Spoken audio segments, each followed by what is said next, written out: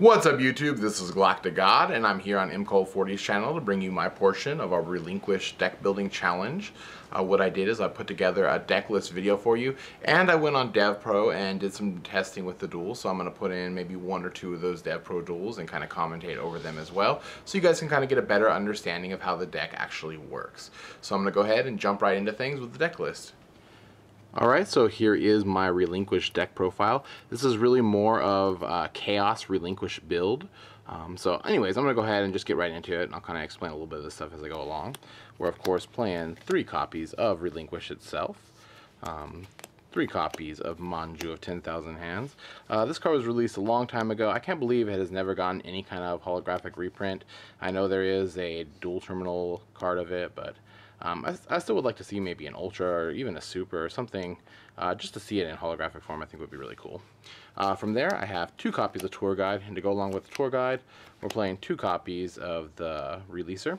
We're playing 2 Summoner Monks, and then 2 copies of the Djinn Support. And since we are playing Summoner Monk, I do have a teched in Vylon Prism here.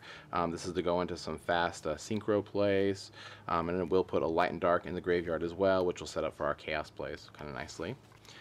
Since we are playing the Djinns that go out of play, and there is a Chaos variant to the deck, Dimensional Alchemist works kind of good because you can just keep getting back those cards over and over again. Pretty cool.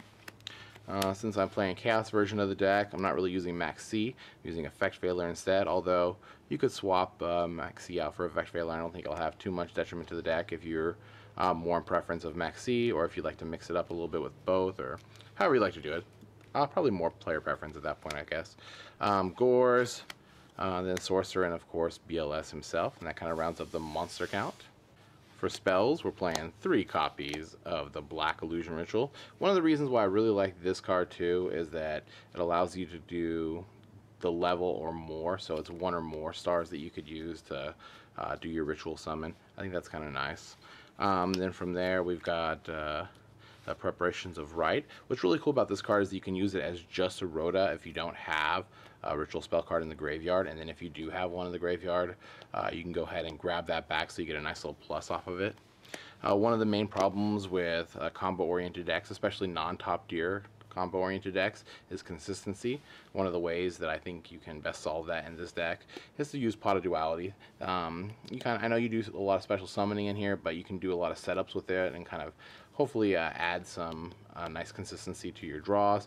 Play Pot of Duality, maybe grab a Manju with it, then grab a ritual spell, set up for next turn, or whatever your play is going to be, whatever is the best option at that point.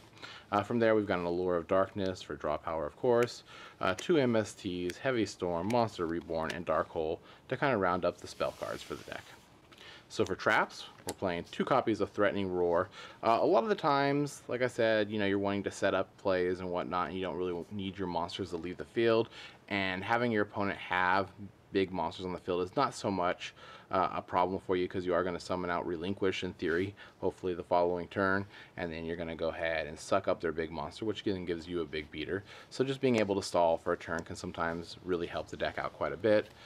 From there, we've got a Solemn Warning, Bottomless, Fiendish Chain, and then a Mirror Force just in case you need it.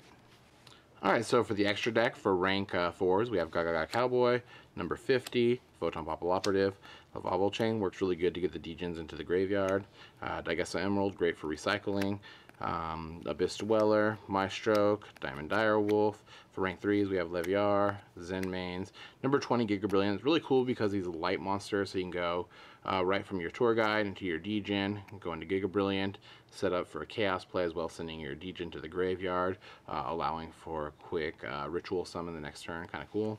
Or even the same turn, really. Then you have number 17, Leviathan Dragon. And then for Synchros, we have Scrap Dragon, Stardust Dragon, and Thought Ruler Archfiend. And that's going to pretty much round up the extra deck. Alright, so instead of just actually showing you guys some of the combos that the deck can do, I've recorded some DevPro duels that I'm going to go ahead and present to you now, so you guys can kind of see how the deck works itself in action against other decks. Alright, so here we go with the first duel. I'm going to be dueling against a hero player. I've actually drawn a pretty decent hand here. I go right into Giga Brilliant, so I'm setting up for my Light and Dark play. I've also put my Djinn in the graveyard for my Relinquished play on the next turn. Now he summons his hero, his bubble mana face attack position, so I'm assuming that there is a Super Poly play, which there is in the background. That's why I Heavy Storm here. Just want to get that out of the way. But I have an answer for his Shining because I'm able to go right into Relinquish, suck it up, and then attack. And since I brought out Relinquish with the Djinn's effect, that Miracle Fusion that's in his hand is completely useless. So all I can really do is summon the Alias and attack over my monster, which ultimately is not going to do him very much good. I drew into yet another one of my my tour guides, which helped out kind of good because I'm able to go into a second Relinquish, and as you see I'm getting pluses off of the right preparation, and I'm able to attack for game.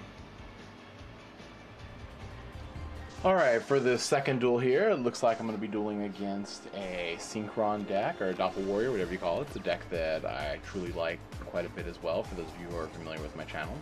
Here I get a quick solemn warning though off of my Manju, which is never cool. You always want to kind of plus off of that. Similar to the way you want to plus off of Stratos, you don't really want to see that effect veilered or solemn warning or anything like that. Here now he's going for some big synchro play. He's going for Nitro Warrior. It's not a card that I see too many Synchron players use too much, but it is a pretty hefty little beater. He's got a field full of tokens as well. Thankfully though I did draw into another Manju, and then I'm able to go into a Relinquish play.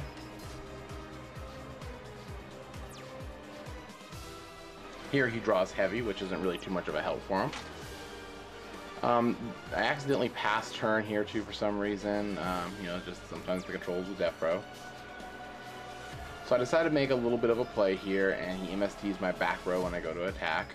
Then I just kill another token, try to suck one up, he MSTs it, kind of clears his whole field out. And now he's going for another play, he's bringing out Catastor. He actually gets me down pretty low, but I'm really not threatened too much because I do have the BLS in hand. I get the preparations at right. I'm going to go into another Relinquish play, grab up his monster, summon the BLS, and pretty much end it right there. Alright YouTube, and there you have it. That was my Relinquished deck. Make sure to let me know what you think of it down in the comments section below. Finally, let me give a big thanks to MKohl40 for allowing me to come onto his channel once again and present this deck to you guys. I really do appreciate it. And I guess that's about it for now. This is GalacticGod, out.